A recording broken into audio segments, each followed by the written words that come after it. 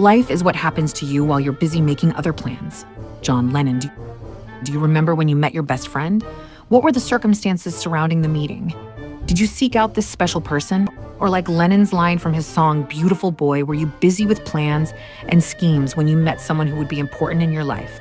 23-year-old Matthias Jones is head coach of the Wabash Corners high school team near the Wabash River in Indiana. Jones is only concerned with winning football games. He is not seeking a best friend.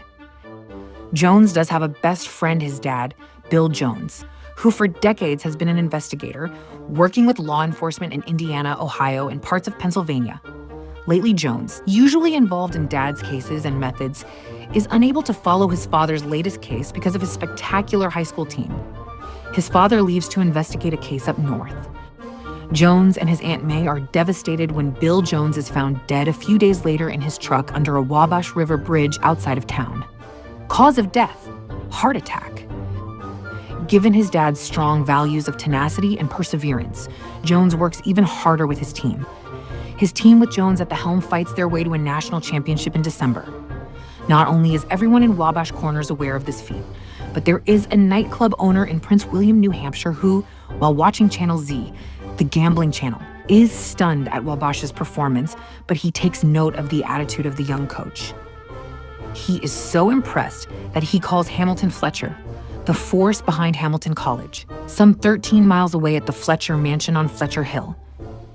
The current coach of 3 sports at Hamilton College is Lark Larsen, a bumbling jackass who has held the coaching position for decades. Larsen cannot win games with his unorthodox methods and ridiculous reasoning. Hamilton Fletcher is beginning to think all the athletic programs are a waste of money. Cocoa, still focused on the post-game ceremonies on Channel Z, convinces Hamilton Fletcher that bringing Jones to the college would enhance the athletic programs, produce a windfall, and expand Hamilton Fletcher's lifeblood: money. Cocoa decides to travel to Wabash Corners once Jones returns home with the team. For Matthias Jones of Wabash Corners, Indiana, his life is about to change forever. He wishes his dad was still alive for the championship. His biggest problem is his prissy, controlling girlfriend, Stephanie, whom he has known since the 3rd grade. His Aunt May, Bill Jones's sister, lived with Bill and Matthias Jones. Before he died, Bill Jones told his son to be ambitious with his coaching talent, but Jones has no immediate plans to seek a better position. Jones meets Cocoa, and like most best friends, he and Cocoa begin speaking as if they had known each other for years. Cocoa has a smooth but firm way of presenting himself, and he pitches the coaching job in New Hampshire. Jones is intrigued by the possibility, but he knows nothing about Hamilton College and Hamilton, New Hampshire. Cocoa hints that the town of Hamilton is a little weird, a mild interpretation of the bizarre antics of the citizens of the Hamilton area. Word has leaked out that Coach Lark Larsen may be forced into retirement.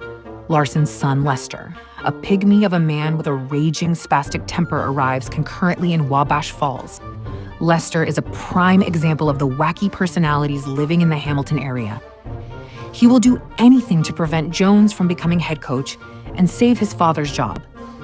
Jones realizes several prominent character traits of his new friend Cocoa. Cocoa does not have tolerance for fools. His relationship with the Boston Mafia is murky at best.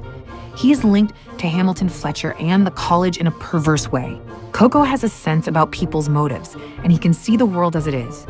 And most importantly, Cocoa is extremely loyal to his friends and family. Jones is dynamic and hates to lose, something Cocoa realizes right away. He is an honest guy and sometimes questions some of Cocoa's idiosyncrasies. But Jones, like his father and Cocoa, can figure out the trappings of criminal investigation. Jones has been an emotional wreck since his dad's death and very focused on his team. In his grieving, Jones overlooks several inordinate facts about his father's death. Cocoa immediately looks at excess miles on the truck odometer. He also questions what and where Bill Jones was conducting his investigation.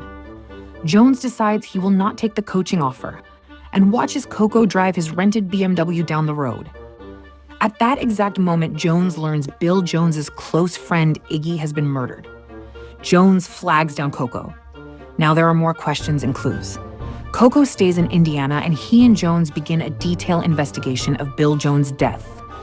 They become bonded like brothers. Danger deepens as they get into the investigation in multiple states. Powerful and prominent men are now suspects. With a larger view of what happened to Bill Jones coming into focus, Jones fears their lives are now in jeopardy. They face those responsible for his father's death, and those very important individuals are brought down. Jones and Cocoa fly back east, landing at the Manchester, New Hampshire airport. Jones has not given a definite answer to Hamilton Fletcher about the coaching job. Jones is incredibly relieved that Stefani is out of his life for good, maybe, and he is ready to take over coaching duties at Hamilton College. R.I.P. Bill Jones by Robert P. Fitton is sold at Amazon and Audible. Hit them and hit them hard. Bill Jones.